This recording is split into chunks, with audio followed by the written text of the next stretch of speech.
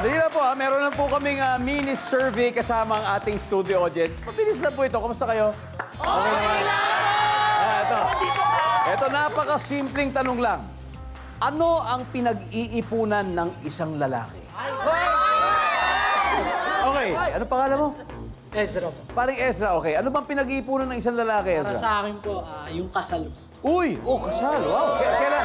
Kailan ba yung kasal? Ang problema po, wala pa po akong jowa. Oh! Okay, okay.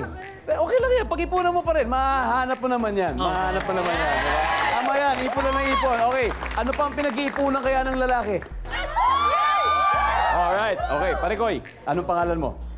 Wendell po. Oh, paring Wendell. Oh, ano ba? Ano kaya? Ano ba pinag-iipunan kaya ng isang lalaki? Ito, survey lang to, ha? Ano kaya? Wala pa po eh. Wala? Kahit future mo, di mo pinag-iipunan? Wala po. Kasi Bakit? kasi hindi naman po nag-exist yung future eh. Wow! Big words! Ganun, wala na pag-asa pare. Meron talaga future. Pero, siyempre ang mahalaga, let's live in the moment also, di ba? Let's live in the moment. Anyway, last. One last. Okay, my friend. Okay. Ano bang pinag-iipunan ng isang lalaki? Ano pangalan mo ulit? Clarence po. Clarence. Okay, Clarence. Ano kaya? Bisyo? Bakit bisyo pinag-iipunan mo? Siyempre, ang bisyo kong pagmamahal ko sa jowa ko. Grabe bisyo mo, ha? Okay, thank you sa inyo. Back to the game.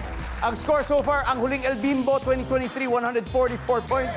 Team R&B, wala pa tayo. Pero anyway, susunod na ang The Clash alumnus and sparkle artist na si Anthony at ang brother-in-law ni JR na si Mark. So guys, let's play round 3. Come on.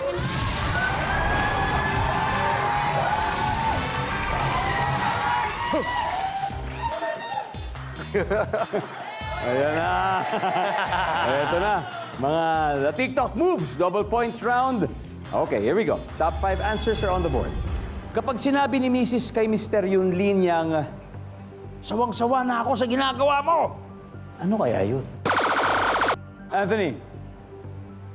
Umaalis. Okay, umaalis. Survey says, wala. Okay. Here's your chance, Mark. Kapag sinabi ni Mrs. kay Mr. sawang-sawa na ako sa ginagawa mo. Ano kaya yun, Mark? Tumatambay sa bahay. Tumatambay sa bahay. Wala rin. Jordan, we'll give you this chance. Pag sinabi ni Mrs. kay Mr. yung linyang sawang-sawa na ako sa ginagawa mo, ano kaya yun? Video games. Umaga hanggang gabi, walang tigil ang video games. Wala rin.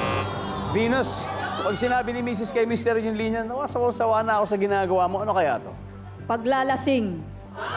Venus, kung tipsy, okay lang. Hindi rin. Hindi rin, no?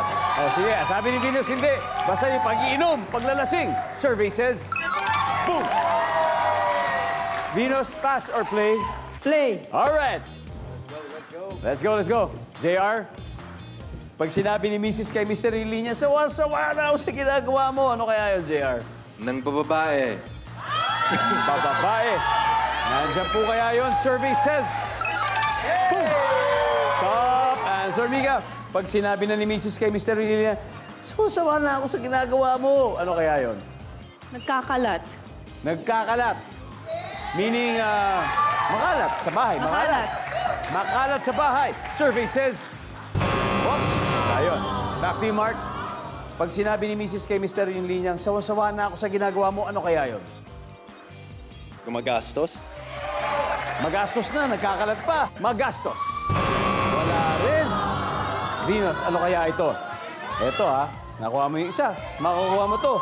Sabi ni Mrs. kay Mr., sawang-sawa na ako sa ginagawa mo. Pananakit. Pananakit. Survey says, boom, meron. Dalawa na lang. JR, ano pa kaya? Pag sinabi, sawang-sawa na ako sa ginagawa mo, ano kaya yun, JR? Natutulog. Tulog ng tulog, walang ginagawa. Tulog ng tulog. Survey says, wala. Guys, chance to steal, Jordan, ano kaya ito? Nagsusugal. Nagsusugal, Anthony. Pambabarkada. Pambabarkada, Bullet. Pandoloko. Panloloko. Eto na. Ano kaya ito, Gian? Pag sinabi ni Mrs. kay Mr. yung linyang, sawa na ako sa ginagawa mo, ano kaya yun? Pagsusugal. Pagsusugal. Nandyan po ba ang pagsusugal?